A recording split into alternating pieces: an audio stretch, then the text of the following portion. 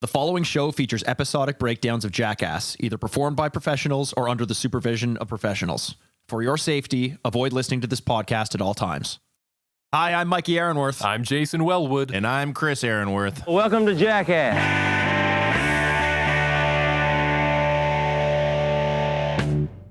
Welcome to Jackast. It's the podcast where we're on a path of destruction through every single episode of Jackass. We're just three lifelong fans of the show, reliving the belly laughs, bad ideas, broken bones, and Viva La Bams. And the pressure on me today after you actually said I did a good job last time, I was so fucking nervous. I had to just talk my way out of it. We are doing See, I can't fucking do it, man. You fucked it up, man. You couldn't deal with the pressure. I almost went there by distracting and doing a dissolution. We're doing episode 2 of Viva La Bam today. Season 1, episode 2. Yes. And we're in for a little treat. The episode's entitled Don't Feed Phil. And it's actually a fucking hilarious episode. Yeah, I had a fun time with this one. Oh, man. By the way, I'm a chain smoker now. Chris caught me smoking and made me smoke a whole carton of cigarettes as punishment. So you're going to have to deal with this today. Oh, and he sat there and smoked the cigarettes with them, and then Hank and Bobby and their wife, they all got addicted to smokes. I do remember that. King of the Hill. Yeah, so good. Oh, yeah.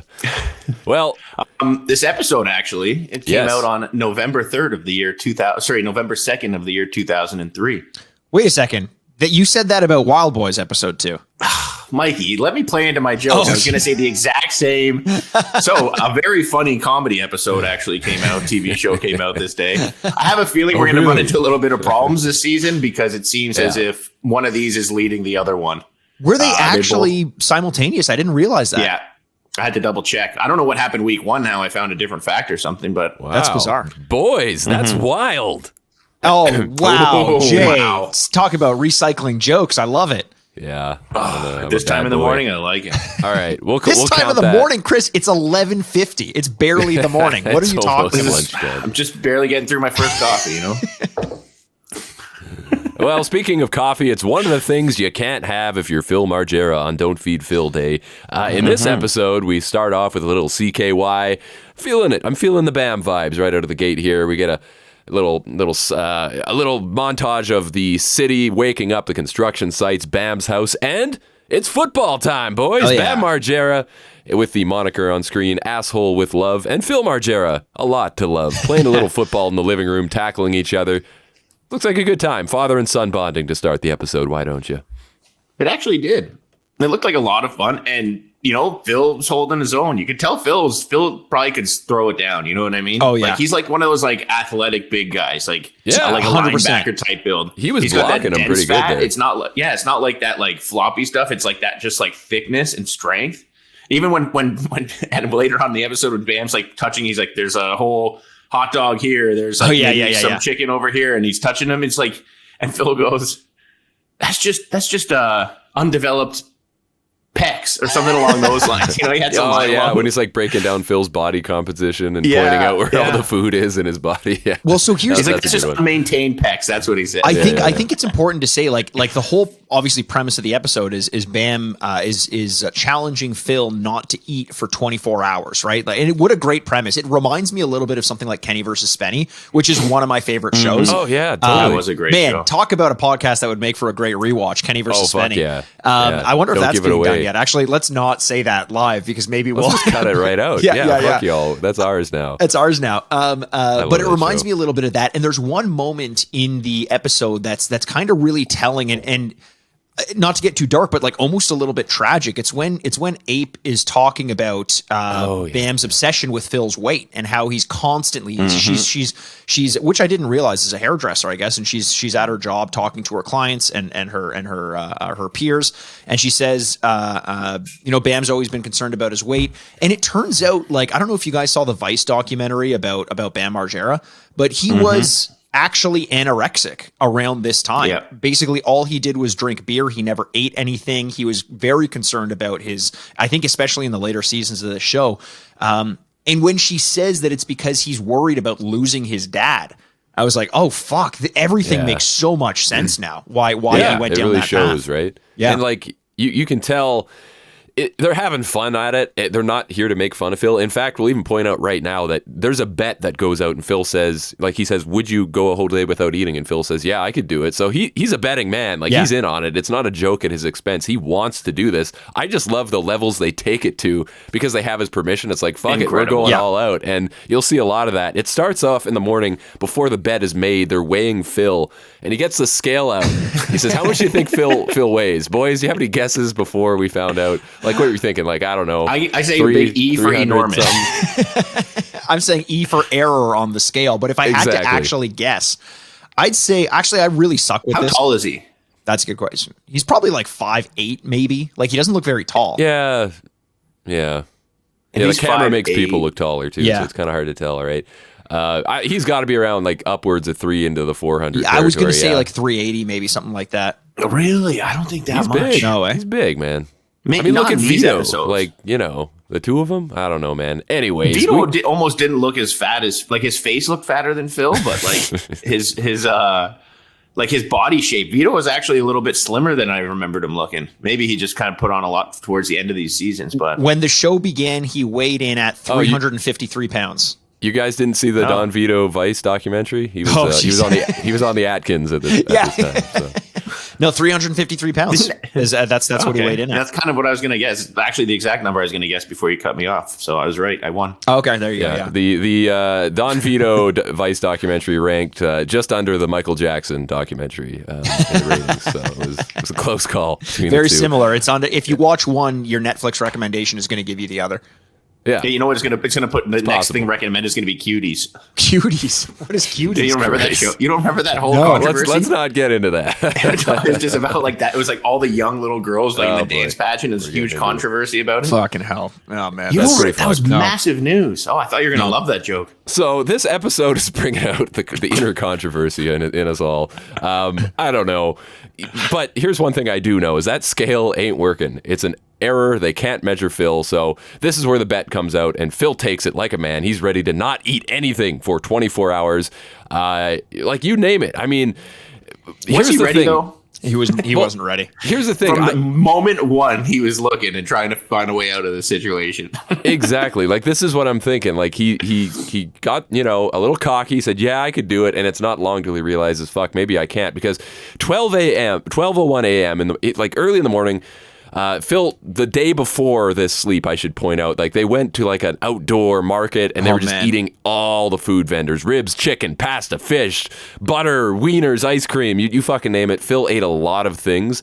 And it's the next night, he's asleep, 12:01 a.m. We're in his bedroom. And Phil is presumably, having sleep apnea or something after this all-you-can-eat buffet because, holy shit, I don't know how you can eat that much and sleep soundly. But this is the strangest way I think you could wake up. Fuck antiquing, boys. Fuck an asshole in your face with baby powder on it. You're getting rubbed with is it gyro or gyro? Euro. A euro on a stick getting rubbed in your face. What would you think? What would be your first thought if you woke up to that? I think it was a baguette on a sword. On a knife. Yeah. That's whatever a big fucking knife, it was Chris. A greasy sword. Whatever it was like a knife. Dude, it was a greasy piece of wheat, and it was all over his face, and he just looks mildly bothered by it. Well, I don't. A little turned on. I think that's because Phil is constantly dreaming of food. So this was just dreaming in VR. The food was just touching him, and he's like, this matches everything I've been thinking about for the past 4 hours. Of course. And I don't think, Jay, that it started out greasy. I think it just touched his face once or twice and then ended up that way. I forgot to wipe after the market. The best part about this is he's very frustrated. He just wants to go back to bed. That seems like the one thing that Phil is constantly pissed off about. Don't mess with his sleep. And in the meantime, Bam's always messing with his sleep. But the funniest thing about this, it's a 24-hour challenge, and he sleeps through the first 8 hours. So it's a 16-hour challenge. That's not that bad. It's not that bad. I'm surprised his strategy wasn't just pop some sleeping pills and just sleep all day. Yeah. Honestly, that would. It wouldn't make for good TV, but actually it might have because they could have fucked with him hard when he was passed out. That's true. I couldn't get over in this episode, especially Jay. You mentioned going to that fair and Bam's in the first hour he's had shrimp and salt, all that stuff. Could you imagine? And I know we go blue on this podcast a lot, but could you imagine And Jay, you're going to have to hide your excitement after I say this. But could you blew on these nuts for a minute, hey, Mikey? Yeah.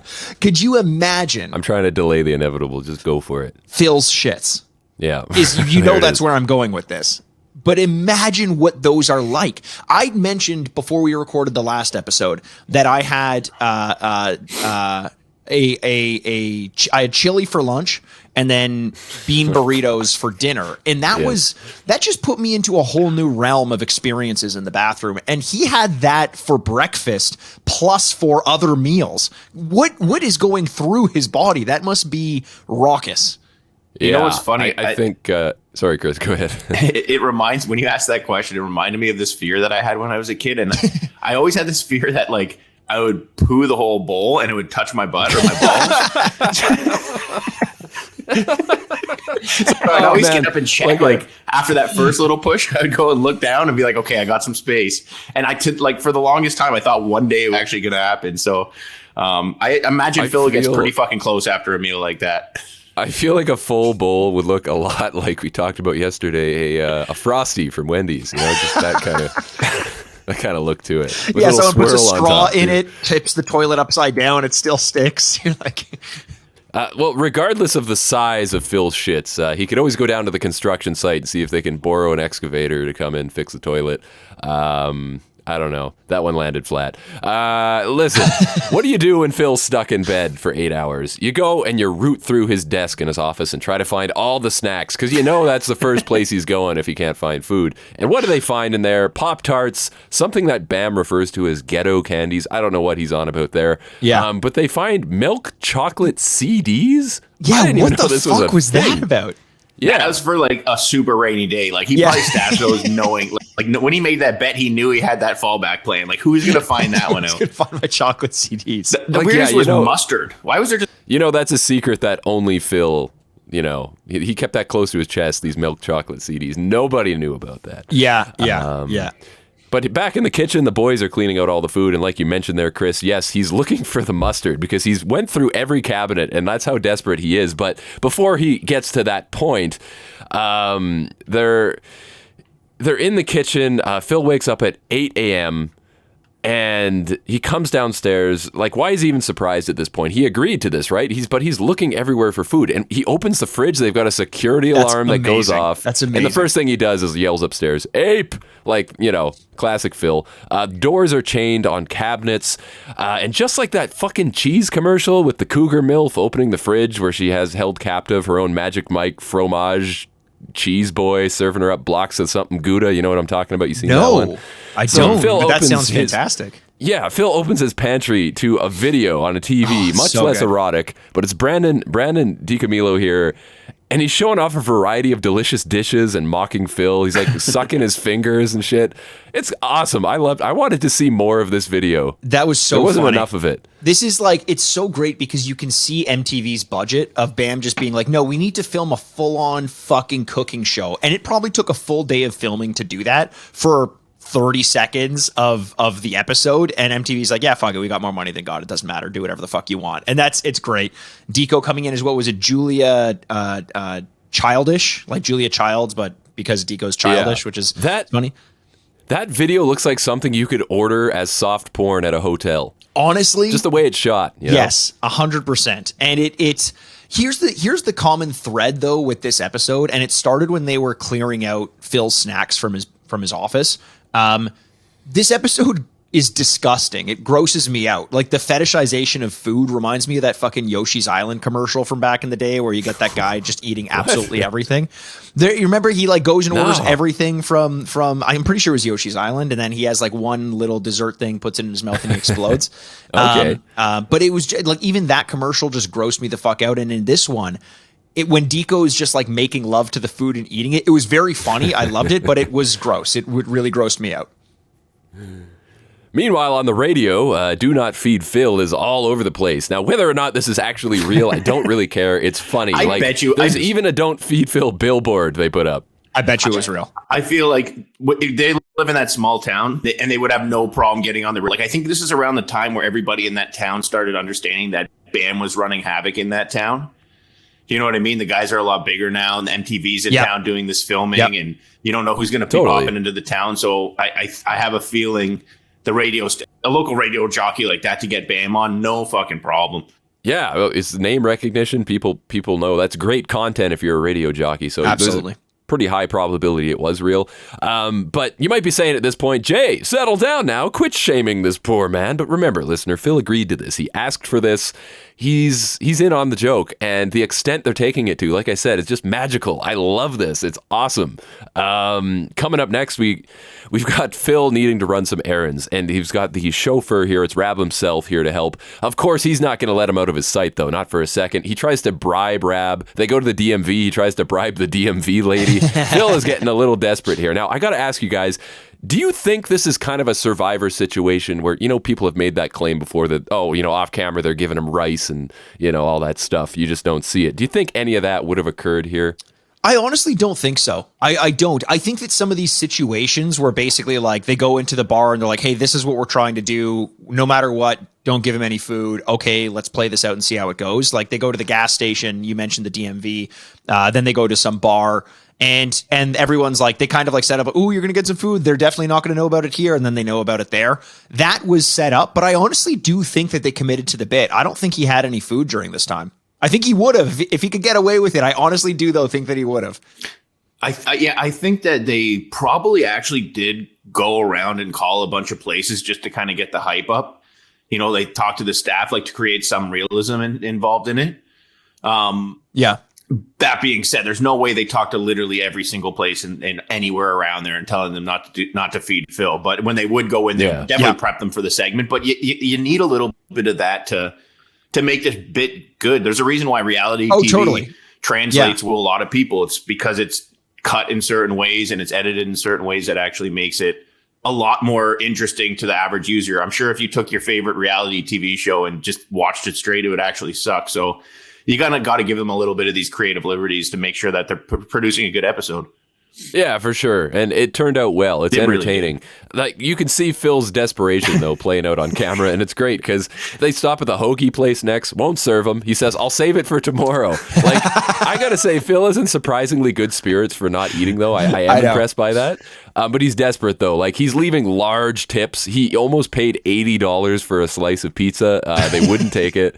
And here's the best part though. At a bar, they come to a bar and there's these peanuts on the counter. Just a couple bowls of peanuts. And just like a hound sniffing for cocaine, Rab is on it. Like his hand reaches out to that bowl. Rab just grabs the bowls and pushes them away. He smelled it before Phil could get to it. He nearly dove like he was taking a bullet for the president for those peanuts. It was I think Rab was the best Phil supervisor. He was the best chauffeur for sure. Yeah, definitely.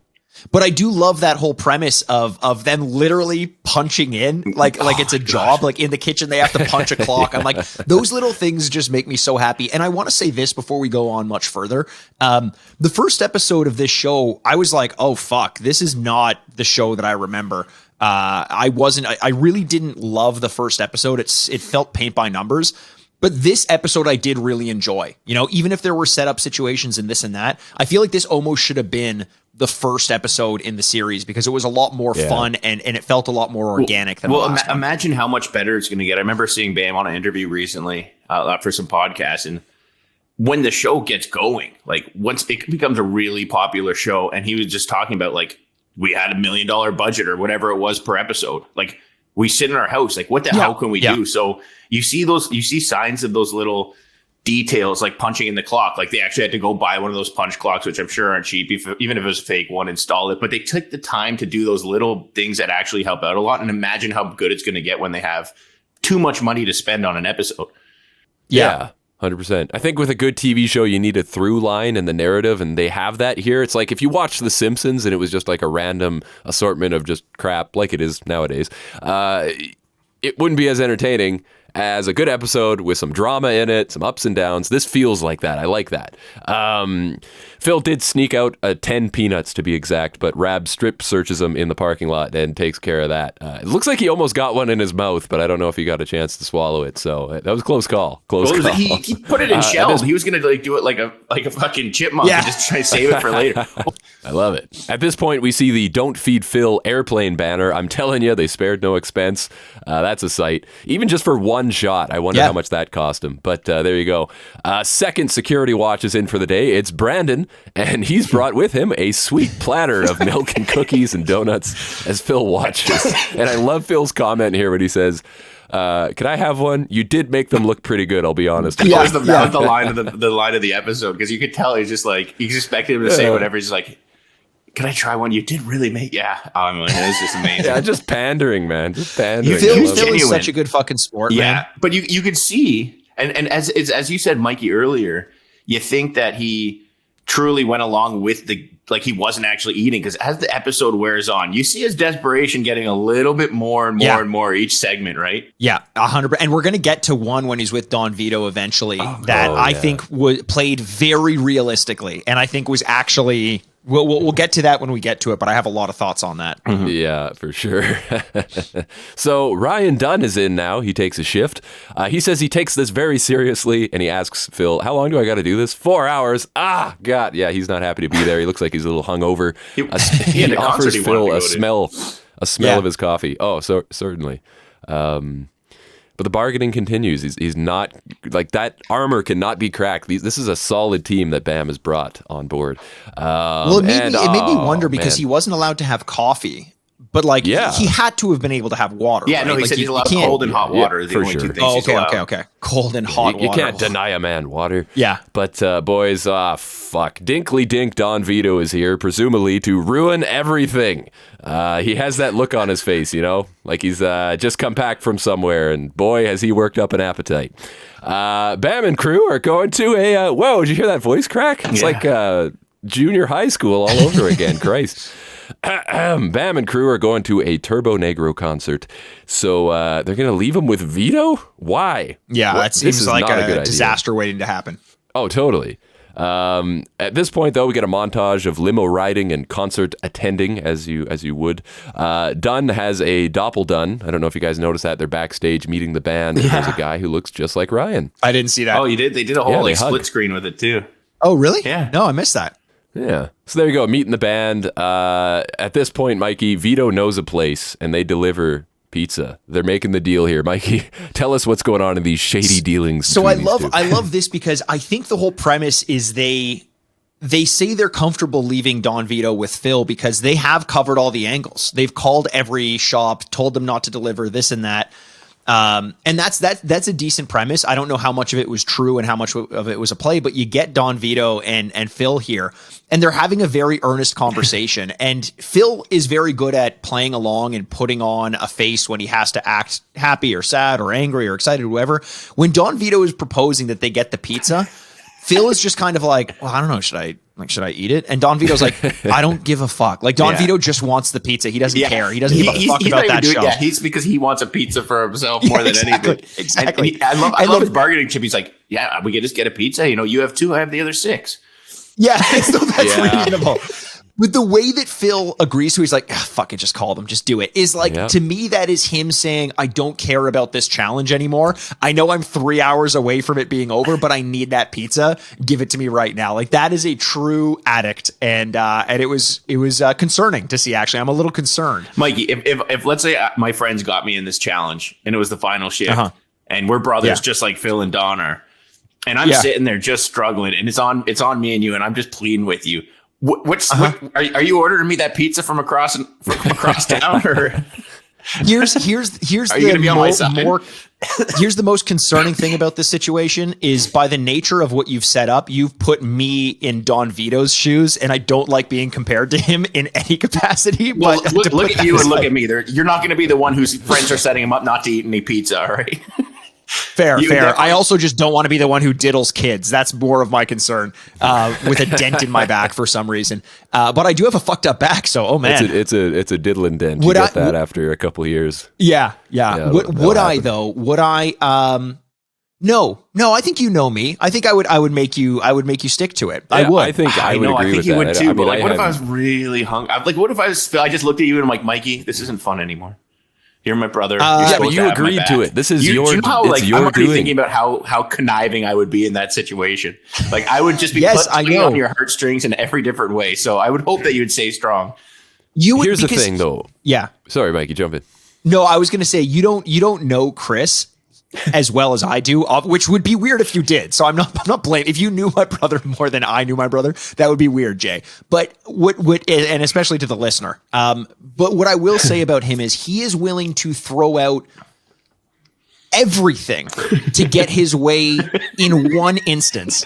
All of the trust we've built, all of the rapport that we've built, he will throw out the window and say, I'm cashing my chips in now because he wants to have a drink on a patio somewhere for 15 minutes. So he would cash in all of the goodwill next week earned. Too. Yeah, he will. He wants to go back to that well. I'm just like, Mike, I always start with brothers. I'm like, man, this is our time. Like, what if we died tomorrow and we didn't have this opportunity anymore? Like, I get deep and heavy. It would be hard to lose his charm. Everybody should use that. Take that home with you. What if we died tomorrow? Yeah. But I got to say, though, there's a lot of factors that are working against this. First, Don Vito clearly feels left out. They made this whole thing without him, made this deal, had a lot of fun all morning. He wasn't a part of it, so he feels maybe a little slighted. Second, it's fucking Don Vito. Yeah. Third, I'm not surprised. You guys are totally right. The dude wants a pizza.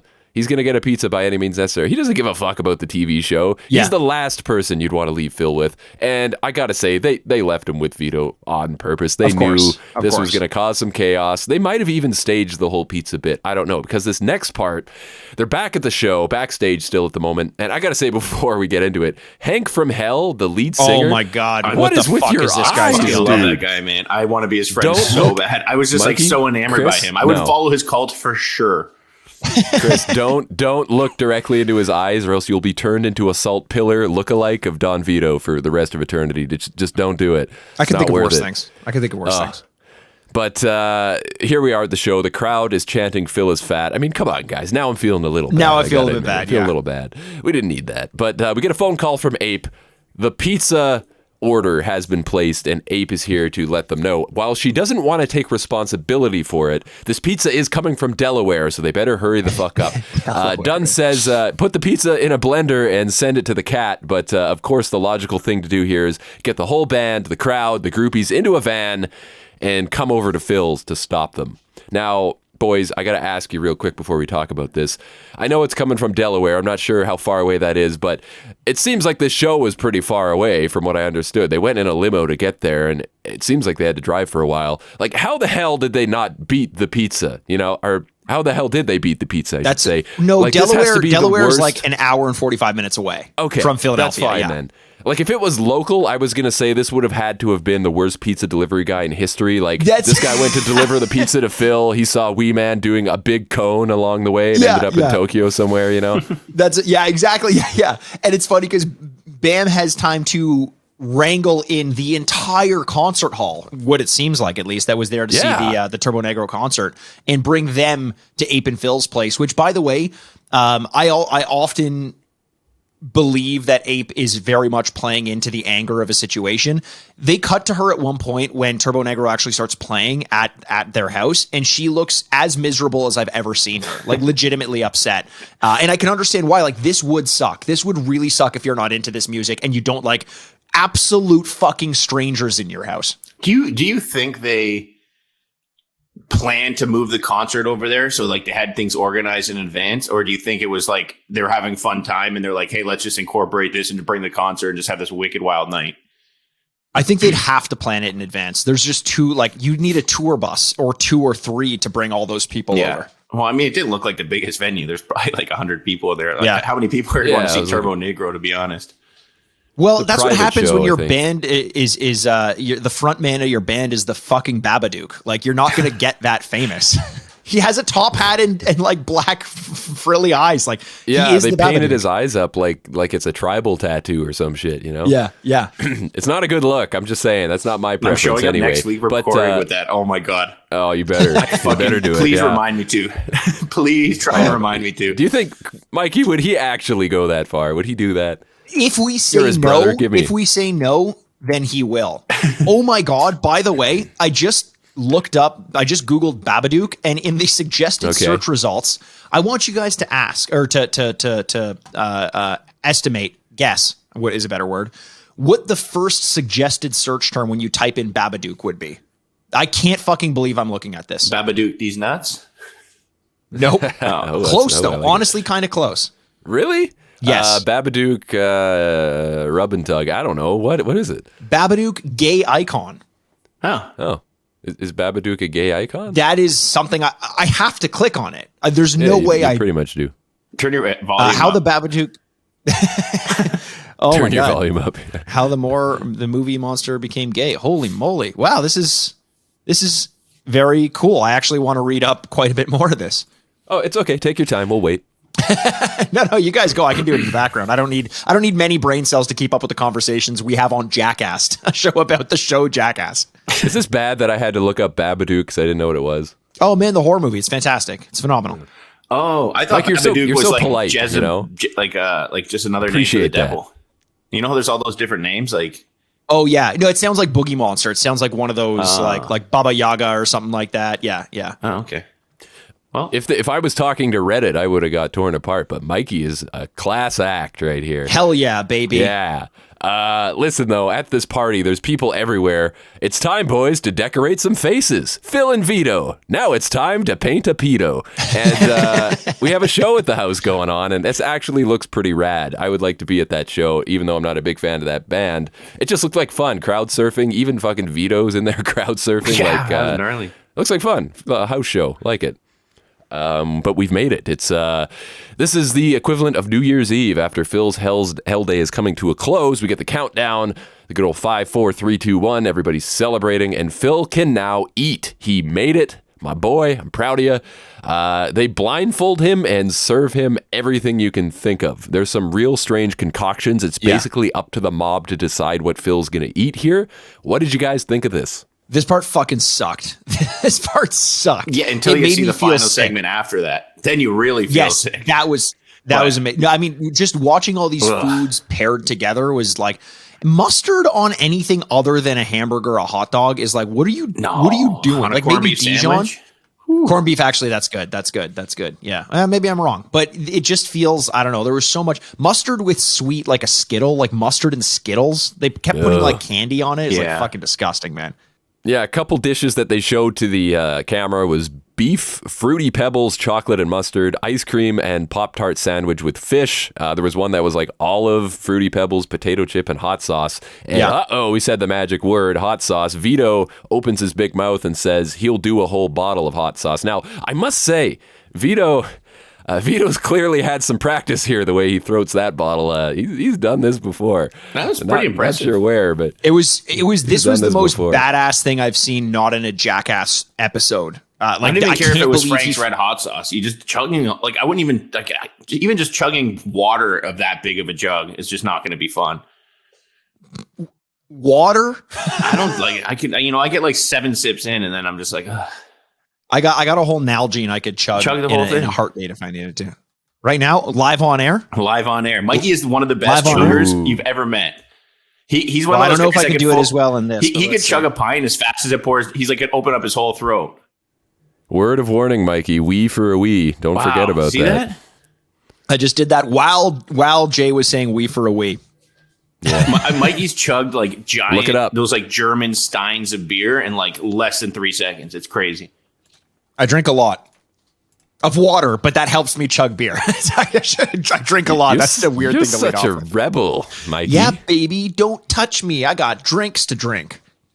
H2O. Listen, if it's not clear, I'm not a big fan of Vito, but Yeah, neither am I.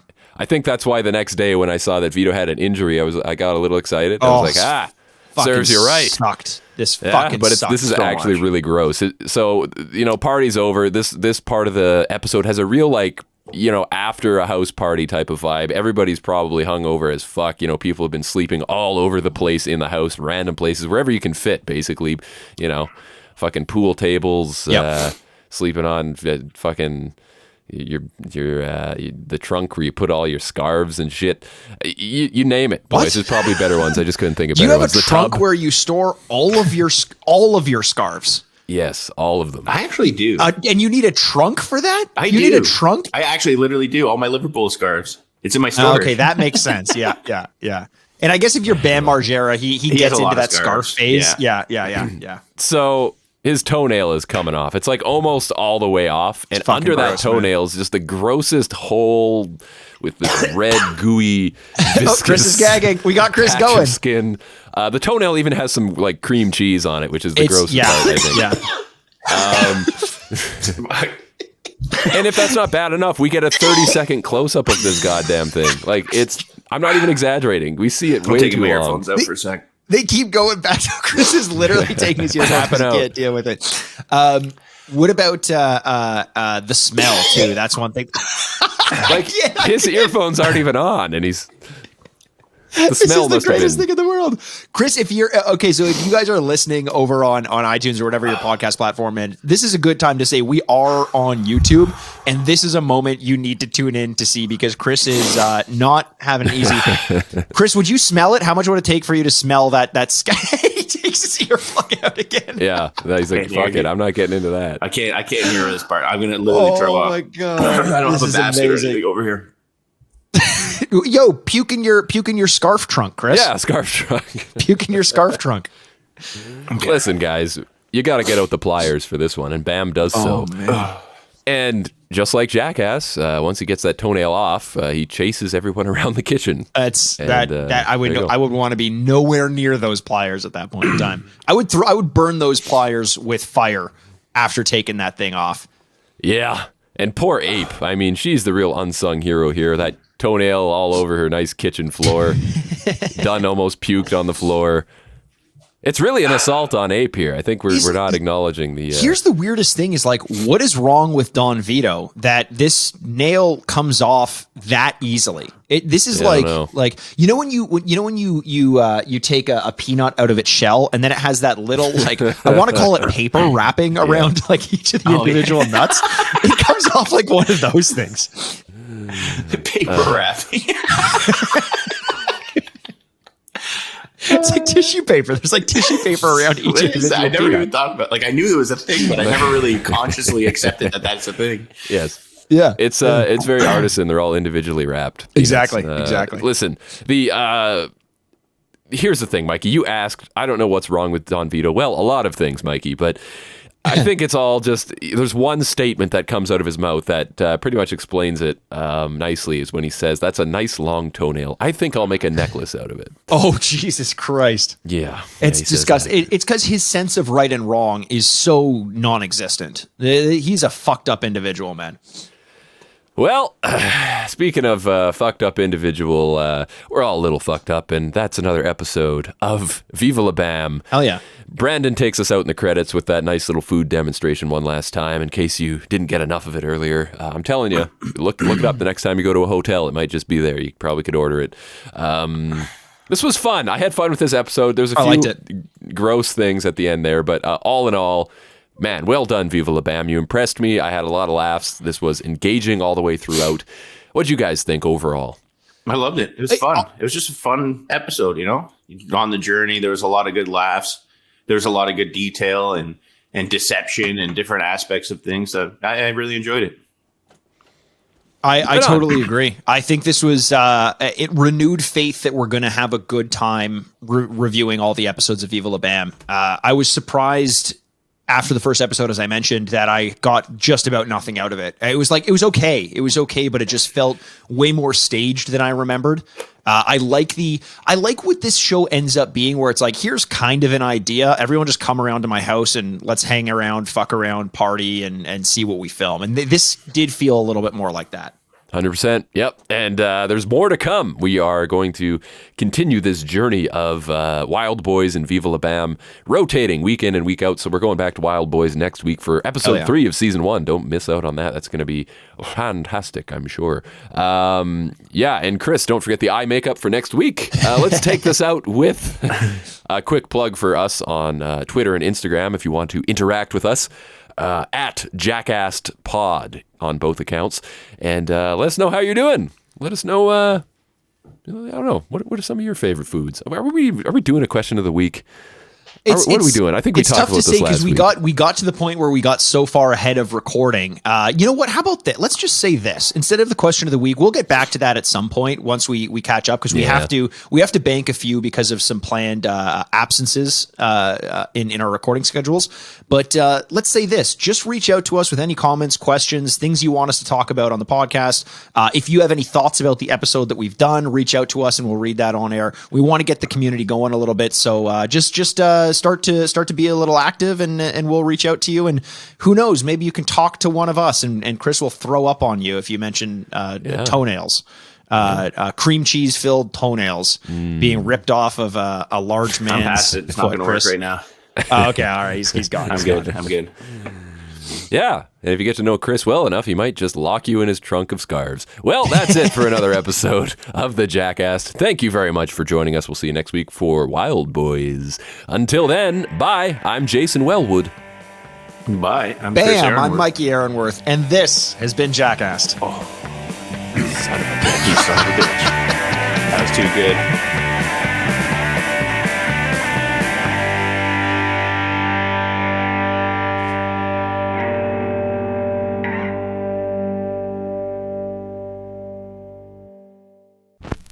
Furnished by Sad Styles Productions. Get into it! This was a Press X for Sound audio production.